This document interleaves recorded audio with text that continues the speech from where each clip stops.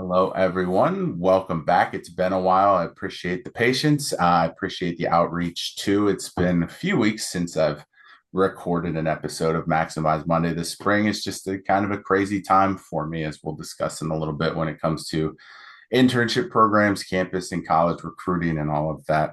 But I'm back and I have a new guest with me. Hope has taken some time out of her day to join me on the show. So, Hope, thank you so much for taking the time to be on the show. Looking forward to discussing your career in recruitment. Yeah, thanks so much, Matt. Appreciate you having me. Yeah, absolutely. So, just jumping off, and I've had other people in recruitment, talent acquisition before. I think we all kind of say this, recruiting is one of those fields where it's not like you go to college with the mindset of when I graduate, I'm going to jump into talent acquisition. There's so many different paths that lead people into recruiting. So I always like to start off with that question. What did that path, that journey look like for you? What initially got you interested in being in recruitment and talent acquisition, and what kind of keeps you motivated to stay there now? Yeah, definitely. And I guess just kind of to introduce myself a little bit, I've been in talent acquisition since I graduated college in 2021. I started out in sales and then I moved basically right into talent acquisition from there. And for me, some people might say, oh, I fell into it. That's something that I hear a lot of people say about talent. But for me, it was really more something intentional. I explored a lot in college. I did a lot of different types of internships. And I really decided that talent was something that I was interested in. I think around my junior year of college. And it was just mainly through exploring. I had met some other recruiters that I knew. I really enjoyed helping my friends to kind of put together their resumes, things like that. And I was like, you know what? Maybe this is something that I could try and pursue. And of course, when you're in college, you have honestly, you kind of have no idea where you're getting into. Afterwards, you're just experimenting. But it was something that I intentionally targeted from there. Um, and right directly out of college, I joined my current company, Tanium, as an SDR intern. So on their sales development team, I love that team and I could work with them closely to this day. But that really could further confirm for me that that was talent was what I wanted. Just working with candidates, kind of meeting the business need there. And then I worked really hard to kind of build a good reputation there at Tanium. And then they actually ended up creating a role for me with stars aligned, stars completely aligned with just the business need, the different kind of connections that I had made. They created that role for me in university recruiting. And so I was their first university recruiter they had ever had. And it was just really cool to be able to see my work really clearly impacting the business, that feeling of just like closing the candidate, getting to see them really excited and satisfied. And that, that expertise is needed. And these teams, times people need some staffing help. They don't know how to go about it. And so for me to be able to come in, provide that, it definitely is, it's rewarding, even though it is a hard job. I'm sure Matt, like having to do rejection calls, having to do the difficult parts of the job requires some thick skin, but it is very rewarding. And yeah, it's one of those types of careers that, I think I really intentionally did move towards. So. Awesome. Yeah, they don't tell you about the hard parts starting off, but it's something that is important, and we'll talk about that in a little bit too, in terms of feedback and having those discussions. But just starting off, it's a common question I ask anyone who's in recruiting that joins me on the show, just because the focus is so different, and everyone has their different strategies, their different styles. But obviously, the primary goal for any recruiter is that candidate experience and creating something positive, because you're not just representing yourself, right? You're most times representing your company, your brand. And so you want to create those experiences that are going to get people, companies, clients, whoever to work with you specifically. So what are some of the steps that you take to ensure that you're checking the boxes with the candidates that you're working on, making sure that you're putting them in a position to succeed, as well as ensuring that they're going to fit right for the role that they're applying to, and if not, finding something else that they could do. Yeah, I mean, and you're totally right. That's one of the goals that you have as a recruiter. You're trying to meet the business need for the business, but you also want to make sure you're making sure these candidates are having a good experience, and you're doing your best to do that. For me, one of the ways that I do that, I think just like the baseline thing for me is to be very upfront in those first initial calls that I have with the candidate about the role, what to expect, like what kind of salary expectations might look like, the company culture, all of those details, and trying to be really upfront about that. Mhm. And obviously, they'll continue to learn more as they go through the interview process. They'll get to know their potential teammates through the interview process. Can't facilitate that directly. I just have to kind of let those team members get to know them. Mhm. But I think that just kind of setting all those expectations up front is so important so that that way they're not feeling like they got 3 interviews in and they're like, wait a second, I didn't realize that this was the responsibilities. We never want that to happen because it's frustrating for the team. Maybe they waste someone's time and you're also wasting your team time if that happens. So that's really important, one way that I do that.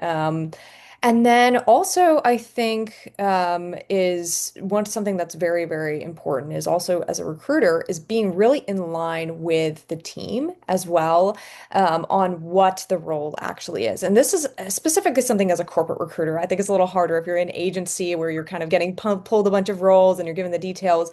But I work really closely with the teams that I work with, and I try to get to know them, what their onboarding looks like, what their different details of their compensation packages look like, what the different managers' personalities are like, all of these different things that you can really bring in and help just provide value to that candidate up front and make sure that there's as much clarity as possible and no discrepancies between what you're telling the candidate and what their actually experience is at the end. And that's a hard thing to do, right? I'm not there on that team. I'm not physically doing the job, but it's really just comes down to that business partnership that you have, trying to really get in the weeds with them as much as you can, understanding what the business is doing and what the role is. And that requires work ahead of time for me. It's not just, getting handed the job description and go talking to them.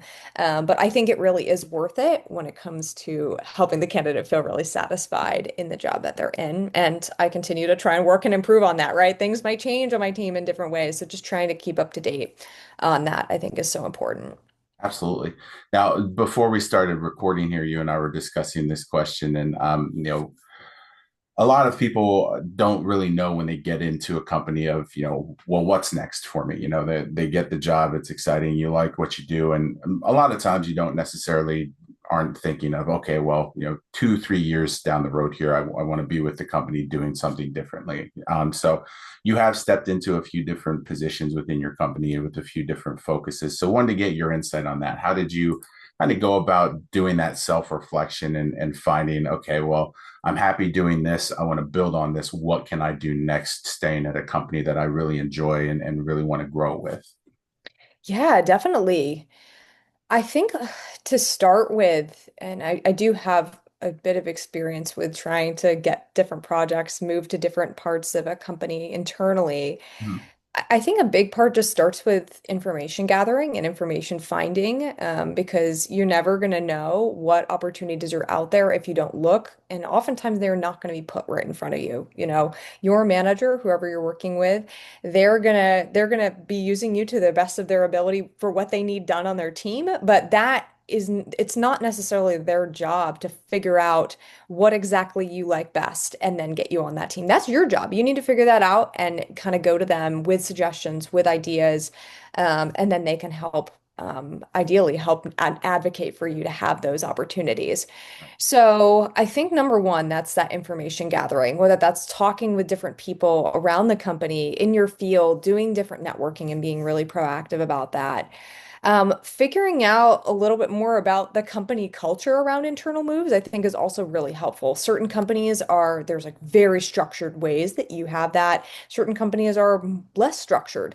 Certain companies are very important very supportive of internal moves. Some are less supportive and they want you to kind of stay in your lane. So just kind of sussing that out, I think initially is very important to being able to one, figure out where you're going to move, and two, figure out if you're going to be able to move internally within the company.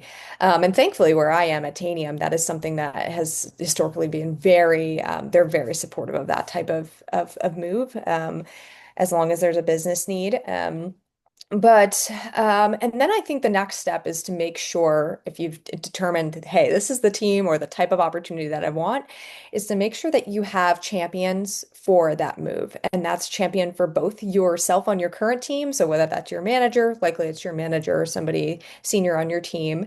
And then also a champion on the team that you want to move to, where they're going to be excited to hire you and be able to do that. If you can have those two things, that's going to make it way more of a likely thing that will happen because ultimately a lot of decisions that are made about your career are made in the room where you're not there, right?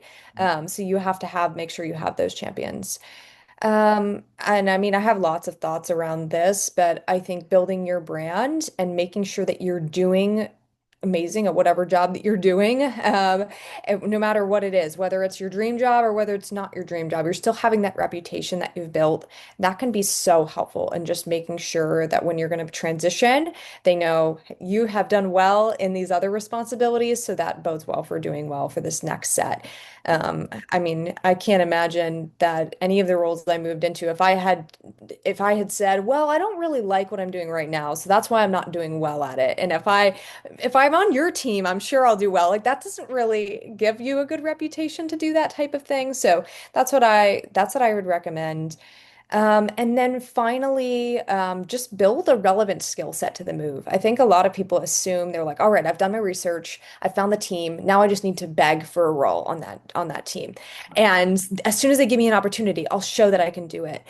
I think it's so important that you go ahead and show that you can build that skill set outside of that team. So if you want to get into, I don't know, say something more technical, you're already going ahead, you're getting certifications, you're trying to take classes, you're maybe building a project on your own in that technical area and showing them, hey, I'm really excited about this. I've decided I want to be on your team. I've got this champion. My manager says that I might be really good for this, and I've been building this skill set. And I mean, you can really once you build those relationships, say you have that champion on that team, right? You Right. can be asking them, what is it that you need for me to get from point A to point B? Like, what's the skill gap that I need to close? And then maybe you can work towards that. Maybe it's not a now time for you to be making that move, but you can still work towards it. You can show that you're building that skill set, and then you can maybe make that move at a future time. But that's a lot of the kind of things that I've noticed have been really helpful when thinking about internal moves and trying to figure out that next direction of your career. And of course, I'm still, it's always a journey. You've never landed in a perfect place. There's always room for growth. So. Yeah, that's fantastic insight. I hope and I appreciate that. And you mentioned branding during your comments there, and that's something I focus on. It's a good segue to the next question because branding, communication, those play a huge role in making sure that the candidate experience is a strong two-way street. Just because I'm sure you've seen a lot. You're active on LinkedIn that ghosting is still a prevalent topic that everyone brings up when talking about recruitment. And so for us in the industry, we need to be cognizant of that and challenge ourselves to have that ample communication. So, how do you try to maintain that? What are some of the ways that you try to personalize the communication so candidate understands the value that they have to you and you can create that positive experience for them so they want to continue to work with you. Yeah, definitely. And you're so right that I feel like ghosting every couple months it will like become a new trend on LinkedIn and people are talking about it again. And I really do think that the reason that it continues to come up is because there are just at the end of the day different businesses. It's about how much they make it a priority that recruiters are responsible for getting back to candidates at different levels. And different businesses will do this at different levels. But at the end of the day, most recruiters, the metrics you're held to is how much hiring you're doing, how much you're meeting those kind of needs of the business. And it depends on the company. At Tanium, we really do our best to try and make sure we're having an amazing candidate experience. We're trying to get back to everybody as promptly as possible. But I can't always say that about every single company. And so some of it's on the recruiters, right? And some of it's really on kind of these larger institutional structures that kind of cause some of these issues. So at least on my side, and from what I've seen here at Tanium for communicating, I think that just making sure you're setting up a good cadence of touch points that are pretty easy to replicate at a large scale is so important. So whether that's using templates, that's using automation to some extent. I know with as a person who's been a candidate before, I'd much rather get an email that's short from the recruiter that says, "Hey, you're still being considered," rather than waiting, months to be able to hear back. So being willing to set up those kinds of cadences, those types of things that will be able to help candidates hear back at scale, I think is just like a very important baseline. Like that's a bare minimum. Right. Um, and then as a person gets further into the interview process, you're putting more and more of that time, of your own personal time as a recruiter, to making sure that you're building that relationship with them. Yeah, So, for instance, if you're submitting your application into the system, like you said, maybe the system gets 1,000 applications a day. I think it's reasonable for you to get an email back that says, "Hey, thanks so much for applying. We'll get back to you shortly." Like that's a reasonable thing to get. And that's an automated email. You're not hearing from a person directly, right? But if you're interviewing, say I'm in like my second interview with a team, third interview with a team, I think it's so important for a recruiter to, be able to, at least if they can, try and give some personalized call. They're going to give you a call. For me personally, that's what I do. I give people a call if they've talked with anybody on my team. Just so that they know, like, hey, we are considering you. Like, we really do care. And if it's a rejection call, I'm still making sure that to give them a call. And that's just some of the ways that I try and do it. I know that different companies are different, have different policies around that. But I think it's important that as the person gets further into the interview process, they're investing more time in you. So therefore, you as a recruiter should definitely try and invest more time in them. for sure. Yeah, absolutely. And I think a lot of us forget sometimes that just saying I have no update is still an update. So, It's so true. And I can't say that I'm perfect. I mean, I deal with so many different candidates on different times. There's definitely been times where maybe something's fallen through. And I'm like, oh my goodness, I haven't gotten back to this person and I'll try. But as soon as I figure that out, I will try and reach out and let them know. Because, we're all human, we all make mistakes. But that's where I think automation can be really, really helpful. And I think sometimes people will be like, AI, automation, oh, it's so impersonal. I'm like, yes, in some instances, yes.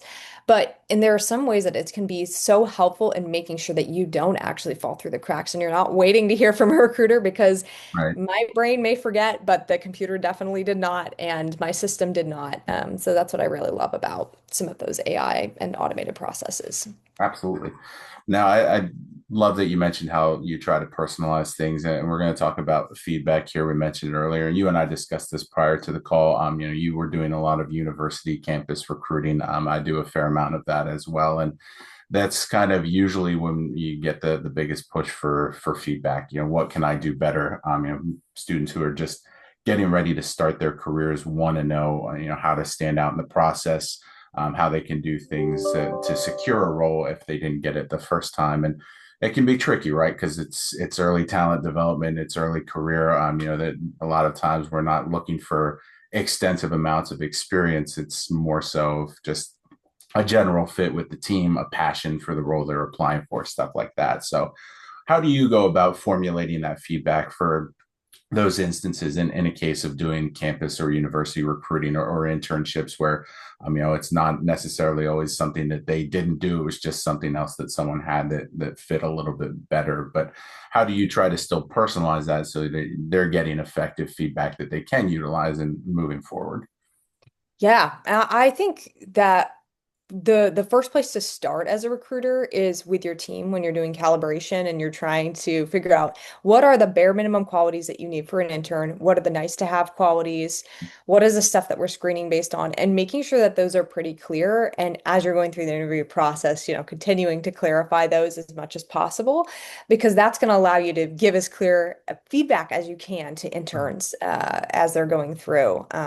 Rather than just kind of basing things off of vibes or something like that. We never want to be hiring based off of vibes. That's not what we want. I think that like starting as that for a baseline, and then um, really a lot of the calls and when I have to give feedback to students who maybe didn't do as well at an interview, or even maybe they did very well and there was just one little skill set that someone else had that kind of pushed them over the top from the wow, you met this standard to you are amazing and over the standard. I try to be as honest as possible, and to give feedback that's helpful to the candidate. I think that's the most important thing. Like if I have something that is like there is a specific skill that someone else had that's why they ended up going with this candidate, I try to let them know that because maybe they, I don't know, maybe they can work on building that skill. But like you said, sometimes with interns, a lot of it does come down to intention and preparation and communication skills. A lot of these more like soft skill types of things, Yeah. where one intern may really stand out from the crowd because they've done their research. They know exactly what they want to do and why they want to go get that experience. They've done relevant projects to try and prepare them, even if they're not like an expert. They've tried all these things and they've really just knocked it out of the park in a stellar way. Um, and maybe another intern, they maybe seemed really earnest on the call, but they didn't do all of those different things. Mhm. So that's where I try and hone in. I say like these are some of the things that candidates who did really well in the process did, and that's why we moved them forward. So Right. that way they can see, they can kind of have this clear line of sight for vision in the future of, okay, if I want to be a really amazing person making it through an interview process, that's what I can strive towards. Yeah. Um, so I try to share that as much as possible. And obviously, sometimes things will happen where it's like we don't have control over. Maybe there is a somebody at final stages who just ended up getting hired. Maybe there is just some other things that we just that's not your fault as an intern, and that's just what it is. But if I can give feedback that's helpful, I do my best to be able to do that. Yeah, So. absolutely. Absolutely. So you mentioned a little bit ago in terms of AI and how different things can be used to improve recruitment processes, and the landscape is constantly changing, right? From when I got started in recruitment 9 years ago to today, things are very different. And you have to stay on top of those things. And, it's whether it's job boards or social media or, different AI tools that you can use to help make the process more smooth. But how do you try to stay on top of that? What are some of the ways that you do utilize technology or AI in part of your process to improve the candidate experience overall? Yeah, and I feel like that's a really just big question in recruiting right now. I'm sure we're seeing it everywhere. It's like, how can we think of ways where we can be using AI to make things more efficient, to make sure candidates get to hear back from us, Mhm. to make sure we're meeting the business need without taking out the human-centric nature of the hiring process? That's really what we're trying to balance and figure that out. Mhm. And now every company's going to have their own take on kind of like how far they want to go into using AI, what things they want to do. But for me personally, this has meant like just finding new ways to use technology as that kind of second brain for me for things that are easily automated. And that will help candidates be able to hear back from me in a more timely manner, make sure they have more succinct feedback, make sure the calls that I have with them are more productive. So that's how I've personally been able to leverage it. Obviously, Tanium has, they're continuing to look into different ways that we can use AI throughout our hiring process. But I do think it's about, as a recruiter anyway, it's about staying open and wanting to learn new ways to do things and try and improve them. You would not believe the amount of people that are just out there who are not willing to try new things. There's that curve of like early adopters, then everybody adopts it, and then you have like the stragglers at the end. Everybody who's like that new adopter, they're willing to take on the time and effort to try and understand new tech, try and understand how it's going to be applied. That does take extra time. It does take extra effort, but it's really rewarding. And I do think there is a flip side of this where you have to balance knowing that just because something's an AI tool or because it's new and shiny doesn't necessarily it's going to actually help solve all of your problems. It's not necessarily going to make things more, even sometimes it doesn't really help with efficiency. Sometimes it doesn't do that. So I do think it's about finding a balance between being willing to put in that time and energy to try and explore new things, figure out if they work, and then asking the honest questions like, D does this help me achieve my actual business objectives, or is it just something shiny with bells and whistles that somebody plastered AI all over it? You know what I mean? But is it actually helping me achieve my goal in a more efficient way? And if you have your goals in mind in a very clear way, that then you're able to really be able to focus in on that, I think. So I do think there's not like one right answer. Every company, every person's gonna approach it differently, but I do think that's a good like framework Yeah. for approaching it. Definitely. Yeah. Like you said, everyone's kind of looking at different ways that they can do that while still keeping the human element and keeping their own personal flair to it, and how they can build that stuff in. So, last question I have for you is the question that everyone who joins me on the show gets, and it's the advice question. I'm going to present it to you in two different options, and you can choose which path you go down. So, I always ask, what is a piece of advice that you've received along your career that has always been very beneficial to you that you still find yourself looking back on of when you're looking for those next steps, exploring, how you can advance your career. You think back to, oh yeah, this person told me this, and it's always helped me out. Or on the other side of that, people still are interested in joining the recruitment industry, and there's very different ways to get your start in the industry, and to build your brand. So when people come to you with, hey, what should I do? How can I get into recruiting? What are some of the ways that you think I can become a successful recruiter? What are some of the things that you find yourself telling them, and does that advice kind of overlap, and you find yourself sharing the same thing? Yeah, no, it's definitely a multifaceted question there. I feel like I can definitely approach the first part of it with, like that one piece of advice that would stick with you. I think um, for me, it's been mentorship. Mhm. I remember early in my career, people were like, find mentors, be able to do that. That will really help guide you. And I think at first I was like, well, how does that work? Like, what do you mean by a mentor? How do you get one? Like, is there, what does that look like? And the more that I have, grown in my career, I've realized that mentorship is really what you make it at the end of the day. And it's about reaching out to people who you see and you're like, hey, I think this is a really cool, amazing person, and I want to learn more from them. And then just figure out ways to get in touch with them, whether that's something that's regular, whether it's maybe a one-time call that you have, but you're able to gain more information from other professionals. And it's so invaluable to hear their experiences in guiding what maybe opening doors to possibilities you didn't even know existed, but also in just helping you think more about the things that you already have in a more like targeted way. You're able to kind of find your path a little bit more strongly. Sure. But I think just finding those mentors and finding those champions, like I've talked about. And I think there are two different things. A mentor is somebody who you feel like you can really go to and get their advice on things, talk to them about your career aspirations and goals, and be a little more personal with them, I would say. And a champion's someone who is willing to speak up for you in the room when you're not there. And so usually that's not maybe not someone you're going to share with about the maybe the mental breakdown that you had the other day about your career path, right? Um, but it is someone who recognizes the amazing work that you do and is willing to advocate for you in a professional space. Sure. So having a balance of both of those, and I think it's just so crucial in trying to figure out where you're going to go. Mhm. But there's a lot of things I could say on that. But I think that probably is the biggest, Mhm. like the biggest piece of advice that I would have and pass along. So, well, Hope, I appreciate you taking some time out of your day to join me, and the rebrand or relaunch here of Maximize Monday after about 2 months. And I'm happy that you were able to join me to be my first guest back. If you're not connected with Hope, following Hope, make sure you do that. I'll have her LinkedIn page linked in the comments here. But otherwise, appreciate everyone for the patience. I'm happy to be back, and we'll see you next Monday. Thanks so much for having me.